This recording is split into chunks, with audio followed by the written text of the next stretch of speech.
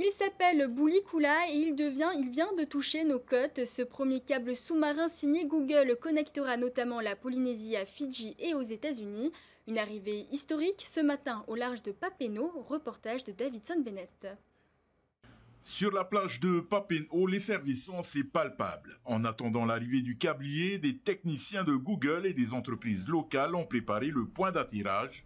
C'est ici, au stade Tetiamana, qu'a été creusée une fosse spécialement dédiée à la jonction du câble, à près de 1,7 km au large. Cette première liaison reliera bientôt les États-Unis à Tetinui Telecom.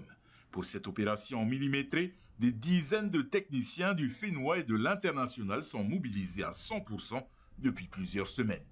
Et c'est aussi important pour la commune de Hitiautara puisqu'il y a eu quand même des discussions avec Google. Il y a un loyer qui a été fixé 4,5 millions par an sur 40 ans. Ça fait environ 200 millions sur les 40 ans. Et nous avons demandé s'ils peuvent débloquer 50%. Ils sont d'accord.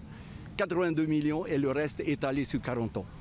Un projet d'envergure présenté comme une opportunité exceptionnelle pour la Polynésie française.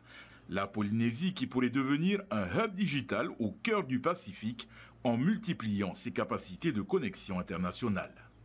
Après 2 ans de discussions et d'études diverses, enfin on passe à l'acte et on a célébré ce matin la pose du premier câble de l'implantation de Google chez nous.